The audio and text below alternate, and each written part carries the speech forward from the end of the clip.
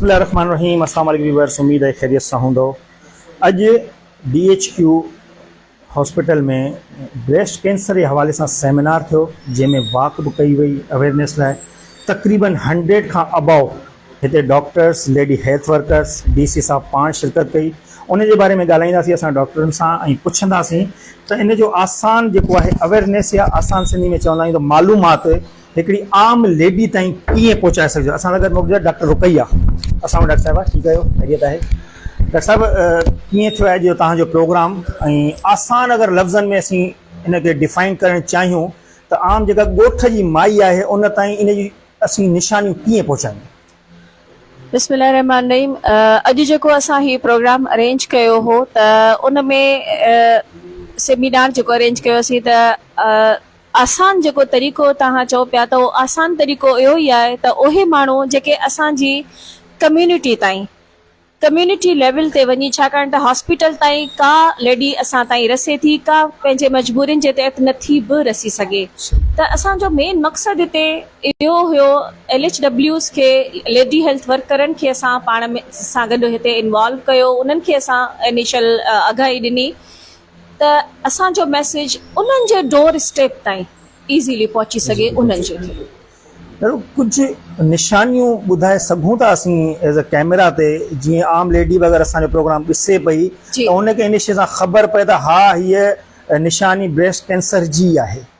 हाँ, उन जे हवाले सां ईअं आहे त छाती में सूर थो थिए, या छाती में उन्हनि खे का हल्की ॻोढ़ी महसूसु थिए थी, या छाती जा जेके विंझणियूं आहिनि उन्हनि में अगरि को पाणियाठ थी अचे, या रत वारी पाणियाठ थी अचे, या का ज़र्दी पाणियाठ थी अचे, खीर खां अलावा, अच्छे खीर खां अलावा ॿी का अहिड़ी शइ जेका उन्हनि खे लॻे थी त हीअ सही न आहे, त उहे कुझु नंढियूं नंढियूं निशानियूं आहिनि जेके हू पाण मुरादो महसूसु करे ऐं हिकिड़ो इन शइ खे तवजह ॾेई सघनि थियूं त हीअ कुझु असां भले शादीशुदा हुजे या कुंवारी हुजे, हर कंहिं में थी सघे थी, या इहो सिर्फ़ु शादीशुदा में ई थींदो आहे? न, इहा हर कंहिं में थी सघे थी, हर एज ग्रुप इन में इन्वॉल्व थी सघे थो। ऐं इन जे करे हर हिकु औरत, छोकिरी हुजे चाहे छा था सम्झो पाकिस्तान न त चलो मटियारी या सिंध सूबे में इहा बीमारी घणी फैलियल त न आहे, या फैलिजी चुकी आहे? फैलिजे पई। अच्छा, तव्हां ज़ाहिर आहे लेडी हेल्थ वर्कर जे थ्रू ताईं चओ था त इहा असीं अवेयरनेस पहुचाइण जी कोशिशि कयूं पिया। तव्हांखे लॻे थो त लेडी हेल्थ वर्कर ते ज़ोर कुझु वधीक न आहे? छो जो पोलियो जो ज़ोर बि उन्हनि ते, ॿी का अहिड़ी ड्यूटी अचे उन्हनि जो ज़ोर बि उन्हनि ते, वरी हिकिड़ी ॿी ज़िमेदारी असीं उन्हनि ते विझूं पिया, छा हू इहे अवेल करे सघंदियूं? ॾिसो, ज़िमेदारी जेका आहे न, असां एज सच का अलॻि ज़िमेदारी कान्हे। हू पंहिंजी जेके बि हुननि जूं कमिटमेंट्स आहिनि, पोलियो या जेके बि हू कनि थियूं कम, त उन जे लाइ हुननि जो मिसाल आहे त मोहल्लो बि साॻियो आहे, वञनि बि उन साॻी जॻह ते थियूं, ऐं इंट्रेक्शन उन्हनि जो फीमेल सां ई मोस्टली आहे। त असीं नथा सम्झूं त का हिकिड़ो अलॻि बर्डन असां ते विधो आहे उन्हनि ते। ऐं आउं सम्झां थी त असांजी टीम जेके असां सां गॾु आहिनि, काफ़ी असांखे उन्हनि मां फ़ाइदो बि रहियो आहे। LHW सां असांजो हमेशह इंट्रेक्शन रहियो आहे, ऐं मुख़्तलिफ़ प्रोग्रामनि में त उन्हनि असांखे सुठी मोट ॾिनी आहे। अलाह साईं उन्हनि खे जेको आहे सो अॻियां जे लाइ बि कामयाबु कंदो। डॉक्टर एसोसिएशन वग़ैरह हूंदियूं आहिनि अव्हां जूं, छा इन्हनि प्रोग्रामनि में उन्हनि जी बि तव्हां सां सपोर्ट हूंदी आहे? बिल्कुलु हूंदी आहे, बिल्कुलु हूंदी आहे। डॉक्टर्स जी सपोर्ट हूंदी आहे, असांजी मैनेजमेंट, DHO ऑफिस, ऐं ॾिसो अॼु असां सां असांजो DC साहब बि आयो, त इन्हनि सभिनीनि जी सपोर्ट आहे, तॾहिं असां इन्हनि प्रोग्रामनि खे सक्सेसफुल करे सघूं था। असांजी अदड़ियुनि लाइ को मैसेज तव्हांजे तरफ़ां एज़ अ डॉक्टर? मुंहिंजो इहो ई मैसेज हूंदो त पंहिंजो ख़्यालु रखो, पंहिंजी सिहत जो ख़्यालु रखो, ऐं अगरि का बि अहिड़ी अलामत कंहिं बि बीमारीअ जे हवाले सां, अॼु त असां हीउ महीनो छाती जी महिरबानी करे उन जे लाइ ॿाहिरि निकिरो, डॉक्टर्स ताईं अचो, के मतिलबु जेके आहिनि हेल्थ फैसिलिटीज़ उस ताईं पहुचो, त जीअं तव्हांजो सही तरीक़े सां उन जो तशख़ीस थी सघे ऐं इलाज थी सघे। मैडम, आख़िरी सवाल, छा था सम्झो इन बीमारी खे ख़तमु करण में लेडी जी जेके शादीशुदा आहिनि उन्हनि जे हस्बैंड जो किरदारु, ऐं जेके वालिदैन आहिनि उन्हनि जो किरदारु कीअं ॾिसो था? उन्हनि जो किरदारु अहम आहे सफ़ा, छाकाणि त जेका बि असांजी जेका कम्यूनिटी आहे, असीं जे प्रेमिसिस में रहूं था, जंहिं उन में उन में मेल असांजो डोमिनेंट पार्ट आहे, हर हंधि आहे, पर हिते उहो ज़्यादा आहे। त उन्हनि जो हिकिड़ो वॾो रोल आहे, उन्हनि खे बि इन्वॉल्व करिणो पवंदो, तॾहिं ई हू अॻियां निकिरी सघंदियूं ऐं हुननि जो इलाजु थी सघे। महिरबानी डॉक्टर साहिबा। MS सिविल हॉस्पिटल साईं सां ॻाल्हाईंदासीं, प्रोग्राम जे बारे में पुछंदासीं। अस्सलाम वालेकुम सर, ठीकु आहे, ख़ैरियत आहे सर? कीअं रहियो अॼु जो प्रोग्राम, थोरो हुन जे बारे में ॿुधाईंदो सर? माशाल्लाह, अॼु जो प्रोग्राम तमामु ज़बरदस्त रहियो। तव्हां थोरा लेट थी वियो, जी जी बिल्कुलु सर, लेट न त तव्हां लाइव प्रोग्राम ॾिसो आहे ऐं तमामु सुठा महिमान आया, लेडी हेल्थ वर्कर्स आहियूं ऐं पंहिंजो DC साहिबु आयो, असांजो वर्दी DHO साहिबु आयल हो ऐं तमामु सुठो हिकिड़ो इंफॉर्मेटिव सेशन थियो ब्रेस्ट कैंसर जे हवाले सां। बीमारी शुरू खां वेंदे बीमारी जे इलाज ताईं ऐं उनजे प्रिवेंशन ताईं उन ते डिस्कशन थिया। बाक़ी आउं पंहिंजे तरफ़ां इहा चवंदुसि त असीं डॉक्टर आहियूं, असांजो कमु आहे मरीज़ जो इलाजु करणु, पर जीअं त पाण सिंधीअ में मशहूरु आहे त prevention is better than cure. जेकॾहिं माण्हू बीमारीअ खे शुरूअ खां अवाइल खां पकिड़े त उहा बीमारी उन मेच्योर लेवल ते वञे ई न, जो उनजे लाइ माण्हू एतिरो जजो ख़र्चो या छांटुनि ताईं या वॾनि डोज़नि ताईं वञे। त मुंहिंजो इहो ई आहे त जेकॾहिं माण्हू अवाइली तौर ते बीमारी खे डायग्नोस करे वञे, जीअं अॼु हीउ सेशन थियो त बीमारी शुरूआत थी वञे त उनखे उते ई कंट्रोल करे वञिजे, निप इन द बड जेको पाण वटि जेको तस्वुर आहे। त ब्रेस्ट कैंसर जेको माण्हू चवंदा त कैंसर जेको आहे सो नॉन ट्रीटेबल डिज़ीज़ आहे। ब्रेस्ट कैंसर जे हवाले सां इहो आहे त जेकॾहिं फर्स्ट ऐं सेकंड स्टेज में डायग्नोस थी वञे त इट इज़ ट्रीटेबल।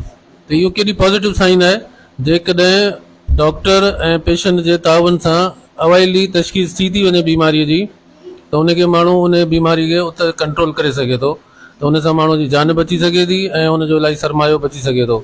इन करे असां पंहिंजे DHQ में ऐं अस्पताल में इनशाला हीअ असांजी हिकिड़ी स्टार्टिंग आहे। हिकु अक्टूबर जो डे हो, त अक्टूबर में ज़ाहिर ब्रेस्ट कैंसर हवाले सां मशहूरु आहे सॼो मंथ, पर इनशाला अॻियां जेके बि आगाही सेशन आहिनि हर बीमारी हवाले सां, मैदे जूं बीमारियूं आहिनि, दिमाग़ जूं बीमारियूं आहिनि, नफ़्सियाती क़िस्म जूं बीमारियूं आहिनि, असांजो प्रोग्राम आहे त इनशाला हर महीने अहिड़ो को आगाही सेशन रखंदासीं जंहिंमें मरीज़नि खे बीमारी थियण खां पहिरीं मालूमात पइजी वञे, अहिड़ा सेशन असां मुनक़द कंदासीं इनशाला। डॉक्टर साहब, हाणे तव्हां सां इंटरव्यू थिए पियो त कुझु ॿियूं शयूं मां तव्हां खां पुछियो। सोशल मीडिया ते हींअर घणो हले पियो त पोलियो जो बाइकाट कयो वियो आहे, खोसनि जी ॻोठनि में, फलां ॻोठनि में, फलां ॻोठनि में, इन में केतिरी सदाकत आहे? इहो इहा ॿुधा आऊं बि ॻाल्हियूं पियो सोशल मीडिया ते, बहरहाल इन जो को अहिड़ो को ख़ासि वजह त कोन्हे। ऑफिशियली का बि अहिड़ी कंप्लेन न आई आहे, न को मूं वटि अहिड़ी का बि ऑफिशियल कोन आई आहे। सही आहे। बाक़ी एतिरो आहे जो जेके असांजा माण्हू आहिनि, पब्लिक आहे, मुख़्तलिफ़ क़िस्मनि जो असां सां डिमांड्स कंदा, जेके असीं उन्हनि जूं पूरियूं नथा करे सघूं त पोइ अहिड़े क़िस्म जी ब्लैकमेलिंग कंदा। अदरवाइज़ अहिड़ी का बि ॻोल्हि कोन्हे। ऐं पाण 24 कलाक पंहिंजी अस्पताल में मौजूदु हूंदो आहियां, THQ में DHQ में हर क़िस्म जी फैसिलिटी मौजूदु आहे। हाणे तव्हां ख़ुदि सोचो, हिकिड़ो माण्हू मरीज़ घर वेठो आहे, उहो उते ई फ़ोन करे अचे थो साईं एम्बुलेंस मोकिलियो, मूंखे कराची वञिणो आहे। त ज़ाहिर आहे अहिड़ियूं डिमांड्स असां पूरियूं कोन था करे सघूं, त पोइ इन्हनि जे जवाब में अहिड़े क़िस्म जा असांखे जवाब मिलनि था त असीं पोलियो कोन पिराईंदासीं, अहिड़ी ब्लैकमेलिंग अचे थी। अदरवाइज़ MSSA सां जेका मुंहिंजी ज़िम्मेदारी आहे ऐं पंहिंजी ईमानदारीअ सां निभायां पियो।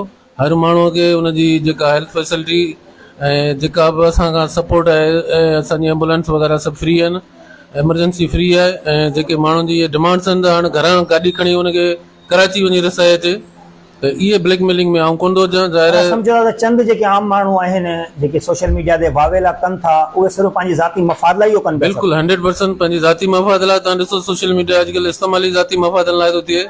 जंहिं माण्हूअ खे का शइ नथी मिले या हुनजो पंहिंजो ज़ाती मफ़ाद पूरो कोन थो थिए, त पोइ हुन वटि ॿियो को हल कोन्हे, वञी सोशल मीडिया ते का न का पोस्ट छॾे थो। अदरवाइज़ हुनजो को जवाब कोन हूंदो आहे।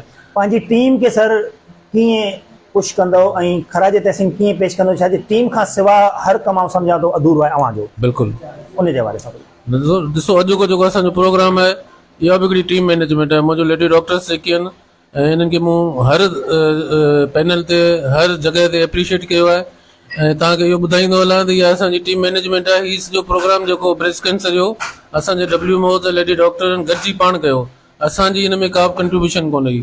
त असांजी टीम बिल्कुलु हर लिहाज़ खां हर हंधि, ऐं पैरामेडिक्स में, मेडिक्स में, WMOs में, हर हंधि जेको आहे न डेंटल में मुंहिंजी टीम कमु करे पई ऐं ज़बरदस्त परफॉर्म करे पई। ऐं I am satisfied with my team. Doctor Zahid साहब सां ॻाल्हाईंदासीं। डॉक्टर साहब ठीकु आहियो, ख़ैरियत आहे? डॉक्टर साहब तव्हांखे अक्सर ॾिसंदा आहियूं सलाम साईं खां पोइ तव्हां हमेशह एक्टिव हूंदा आहियो हिननि कमनि में। पंहिंजी टीम खे कहिड़ा लफ़्ज़ चवंदो त तव्हांजी टीम अञा थोरो सुठो कमु करे? सियाऊं सम्झां थो त तव्हांखे ख़बर जेको बुनियादी असांजो इहो फ़र्ज़ु आहे बीइंग अ डॉक्टर त वधि खां वधि माण्हुनि में अवेयरनेस ॾियूं। अॼु ही जेको अक्टूबर जो महीनो आहे पूरी दुनिया में ब्रेस्ट कैंसर जी अवेयरनेस जो महीनो मल्हाइबो वञे। असां डॉक्टर्स खे उहो रिक्वेस्ट कंदासीं त जेके तव्हां वटि पेशेंट अचनि था, अॼु बि असां उन्हनि खे चयो त जेके LHW आहिनि उहे वञी करे कम्यूनिटी में वधि मैसेज ॾियनि त जेको सेल्फ एग्ज़ामिनेशन आहे वधि खां वधि जेको आहे सो जेकॾहिं औरत महीने में हिकु दफ़ो पंहिंजो एग्ज़ामिनेशन करे त का हिनखे का गोड़ी त कान्हे, को हुनखे जेको आहे सो गंद या पस जेको आहे सो अचे त कोन थो, का अहिड़ी लिक्विड जी शइ त कान थी अचे, या जेका कच्छ आहे हुन में को हुदूद त कोन्हे, अहिड़ी का शइ अचे थी त वधि में वधि जेके उनजा वेझा लेडी डॉक्टर उन सां रुजू करे त बुनियादी जेका शइ हिन में तशख़ीस, जेकर हुनजी तशख़ीस थियो थी वञे त हिन जो जीअं डॉक्टर साहब ॿुधायो त इलाजु जेको आहे सो नामुमकिन कोन्हे ऐं अर्ली स्टेज ते असां कंट्रोल करे सघूं था। छाकाणि त तव्हांखे हिकिड़ी ॿुधायूं त जेको एशिया आहे उन में पाकिस्तान जेको सो टॉप आहे ऐं पाकिस्तान में हर साल 40,000 जेके औरतूं आहिनि ब्रेस्ट कैंसर जे करे मरनि थियूं ऐं उन में जेको असां ॾिसंदासीं त जेके 14% जेका आहे सा हुनजी डायग्नोसिस थिए थी ब्रेस्ट कैंसर जी वीमेन में। ऐं हींअर जेका 2020 में स्टडी थी त जेको प्रिवलेंस रेट माना जेके केसिस आहिनि उहे लाड़काणे में कोई 25% आहे, हैदराबाद में 30% आहे। त वधि में वधि जेको असांजो रोल आहे त अवेयरनेस ॾियूं त अर्ली जेका आहे सा हुनजी डायग्नोसिस थिए त जीअं असां सही टाइम ते इलाजु करे सघूं। छाकाणि जेकर सही टाइम ते इलाजु कोन थींदो, अक्सर जेको आहे सो ॾिसूं था ॻोठनि में जेको माण्हू वञी करे जेको आहे सो हकीमनि जो या फ़क़ीरनि जो इलाजु कनि था ऐं उहो जेको आहे सो डिले स्टेज थी थी वञे, पोइ उहो वरी जेके ॿिया उज़ू आहिनि उन में मेटास्टेसिस थिए। मेटास्टेसिस जो मक़सदु आहे उहो कैंसर जेको आहे सो उहो फेफड़नि ताईं फैलिजे थो, जिगर ताईं फैलिजे थो, उहा स्टेज जेका आहे तमामु ख़तरनाक आहे ऐं उन जे करे जेको आहे सो मौत वाक़ई थिए थो। टीम लाइ सर कुझु लफ़्ज़ पंहिंजी? सियाऊं सम्झां थो जेकर हर को डॉक्टर असांजी टीम जेको सो पंहिंजो पार्ट सही तरीक़े सां प्ले करे त असां हिन बीमारी ते कंट्रोल करे सघूं था। महिरबानी। Thank U very much. Viewers, उम्मीद कयां थो त इहा अॼु जी नंढड़ी कोशिशि तव्हांखे ज़रूरु पसंदि आई हूंदी। डॉक्टर्स सभु जेके वेठल आहिनि ऐं पंहिंजी ड्यूटी ऐं सेमिनार खां पोइ हिते कुझु करे उम्मीद कयां थो त मुंहिंजी हीअ कोशिशि तव्हांखे ज़रूरु पसंदि आई हूंदी। इन उम्मीद सां ख़ुदा हाफ़िज़। मुंहिंजे यूट्यूब चैनल खे सब्सक्राइब ज़रूरु कंदो, मुंहिंजे हिन वीडियो खे शेयर ज़रूरु कंदो, पंहिंजो तमामु घणो ख़्यालु रखंदो। वरी ॿिए के प्रोग्राम सां लाइव। अल्लाह हाफ़िज़।